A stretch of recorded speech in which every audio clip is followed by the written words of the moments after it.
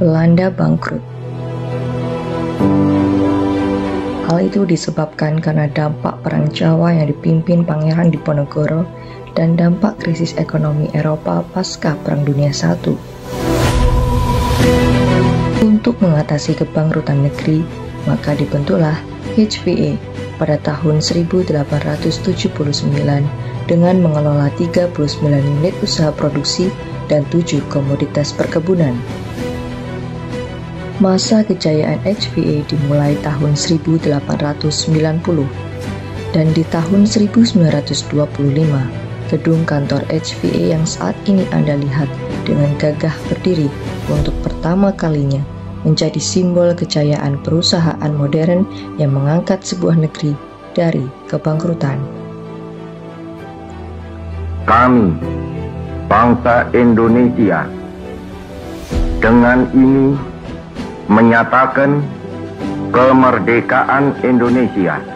Pada tanggal 27 Desember 1958, Presiden Soekarno menasionalisasi perusahaan-perusahaan milik Belanda.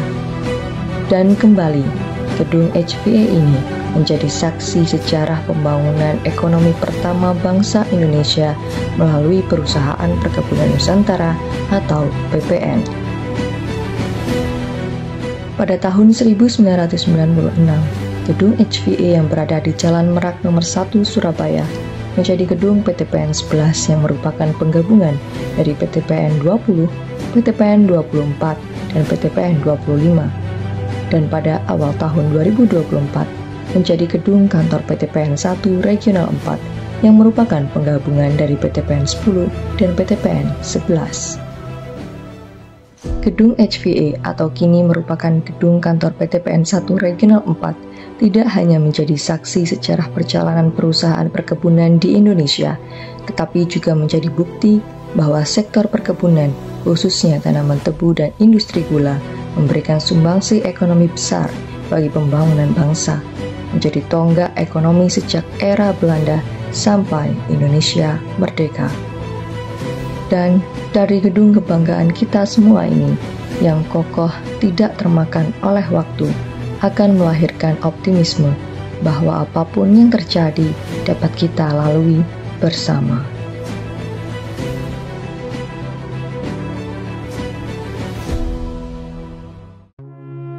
Berikut adalah 7 fakta masih terjaganya orisinalitas dari gedung PTPN 1 Regional 4. Pertama, sebagai peninggalan zaman Belanda, gedung ini dirancang khusus oleh Marius J. Hulswijk, Verman, dan Ed Kuipers.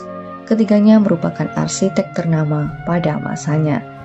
Nama ketiganya pun dapat ditemui pada ukiran dinding lobi bawah gedung ini. Kedua, melalui pemanfaatan bunker sebagai pusat edukasi wisata, maka kisah sejarah gedung PTPN 1 Regional 4 masih tetap dijaga hingga kini. Pada zaman Belanda, bunker digunakan sebagai area parkir sepeda, hingga pada masa kependudukan Jepang, bunker dialihfungsikan sebagai tempat penyimpanan senjata. Ketiga, terdapat 8 ruas yang diletakkan di sebelah kiri dan kanan interior lobi lantai 1. Dan ke-8 ruasnya terdiri dari 8 lambang kota besar seperti Makassar, Banyuwangi, Batavia atau Jakarta, Bandung, Semarang, Cirebon, dan Surabaya, serta 1 kota di Amerika yaitu Suriname. Keempat, desain tangga pada lobi lantai 1 sama sekali tidak mengalami perubahan. Anak tangga berbahan dasar marmer putih dari Belgia dan barister logam keemasan serta detail plafon yang diimpor dari Belanda merupakan desain tangga lobi sejak awal pembangunan. Kelima, desain-desain relief yang tampak pada bangunan pun masih terjaga. Relief-relief tersebut merupakan karya dari W.O.G.N., seorang seniman berkebangsaan Belanda.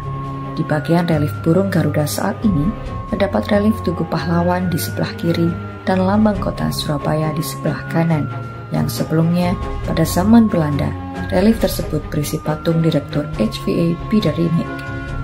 Keenam, penampakan kursi yang terbuat dari kayu buatan Belanda dengan ukiran HVA pun masih terjaga keasliannya terletak di lobi lantai 2. Ketujuh, gedung di bagian halaman belakang PTPN 1 Regional 4 memang terlihat ada perbedaan, yakni adanya penambahan 2 bangunan di sayap barat dan timur pada tahun 1987. Akan tetapi, 2 bagian bangunan berikut posisinya masih sama dengan pada masa Belanda atau HVA kala itu.